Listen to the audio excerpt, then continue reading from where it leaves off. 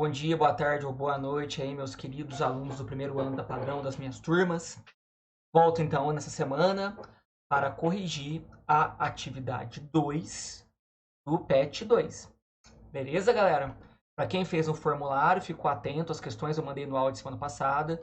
Nós excluímos a atividade 2. Nós vamos ver. Nem eu nem a professora Thaís vimos muito sentido nela. E também a questão 3 da atividade 1. Beleza? Então vamos à correção para o que importa. Pessoal, essa semana as atividades giraram em torno das revoltas. Ou seja, nesse período que nós estamos estudando da colonização do Brasil pelos portugueses, século XVII, século XVIII, principalmente,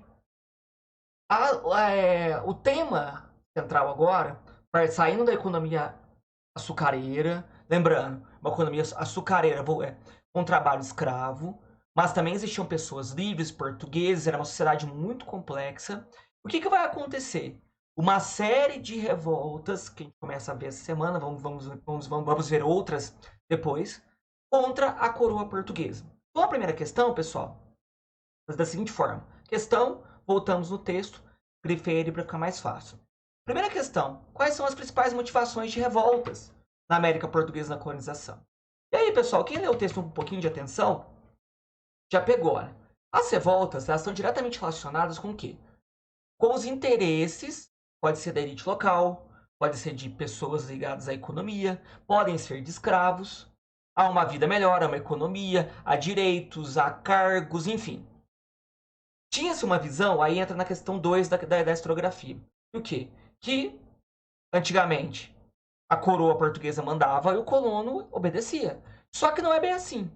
As revoltas, elas podem estar ligadas a uma ideia do quê? Da chamada economia do dom, como o próprio texto traz aqui nessa segunda parte. Ou seja, era fundamental agradar as pessoas, dar cargos, dar créditos, para que elas não se revoltem. Oferecer condições de melhora de vida, econômicas, sociais, era fundamental. E as revoltas aconteciam geralmente quando esse pacto, com essa economia do dono, era cumprido.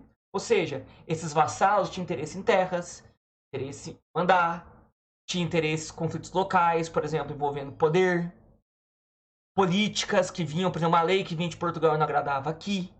É o caso, por exemplo, a gente vê da Guerra dos Emboabas, uma disputa pela mineração, por exemplo. Ou seja, esses são motivos que mostram pra gente porque as motivações das revoltas. Beleza? Questão respondida. 2, pessoal. As interpretações é o seguinte, galera, a forma de ver, como eu estava dizendo. Uma versão dizia o seguinte, olha, não, as revoltas elas podiam ser nativistas, essa segunda parte aqui, ou de contestação. Faziam o quê? Tentavam colocar no mesmo bloco uma série de revoltas. E, por exemplo, as revoltas de contestação ou de dependência é quando tem ideias iluministas, ideias de separação, por exemplo, do Brasil com relação a Portugal. E as nativistas quando eram revoltas locais, como, por exemplo, a Guerra dos Emboabas, a revolta do Filipe dos Santos, dentre outras que aconteceram. E onde que não cabe isso, pessoal? Cada revolta é única, específica, da sua localidade. É complicado em história você colocar tudo no mesmo balaio. Beleza, pessoal? Então fiquem atentos a isso. É fundamental que nós saibamos entender, compreender cada uma dessas revoltas. Beleza? Atividade 1, respondida então. Vamos para 3.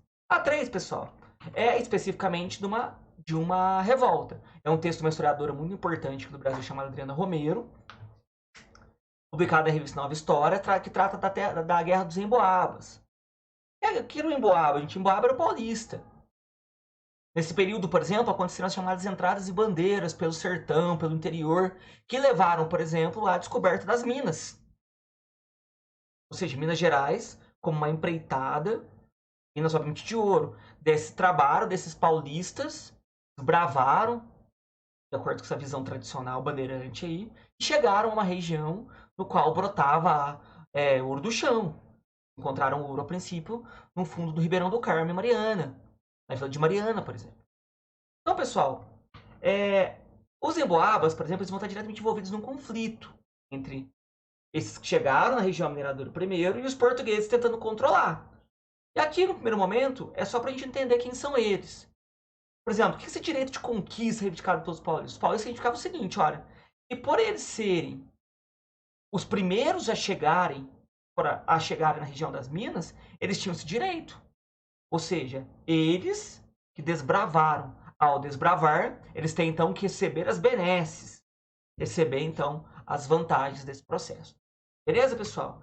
Segundo, quais são os traços dessa identidade cultural peculiar dos paulistas? Olha, os paulistas, de acordo com o texto, olha, eles se orgulhavam então de ter descoberto, mas eles falavam a língua geral, ou seja, eles sabiam um pouco da língua indígena, eles se misturaram, tinham então essa capacidade de entender essa cultura local, eles sabiam dar pelas trilhas, pelos matos, eles vestiam de acordo com a necessidade, ou seja, enfim, eles eram se diziam bravos, honrados, enfim, e vão ser utilizados pela coroa portuguesa para uma série de missões, que é a questão 3. Como, por exemplo, olha, eles eram utilizados, por exemplo, como uma espécie de milícia, para fazer guerra. Contra quem, principalmente? Contra indígenas, contra quilombos, ou seja, esses escravos que fugiam. Então a coroa portuguesa convocava, obviamente, trocando a economia do dom que a gente falou lá em cima, trocando favores, cargos, títulos para que esse paulista então cumprisse a sua missão. Beleza, galera? Então essa é a resolução então da semana 2. Amanhã eu posto para vocês então a atividade, o formulário da semana 3. Abraço, meus queridos, tamo juntos.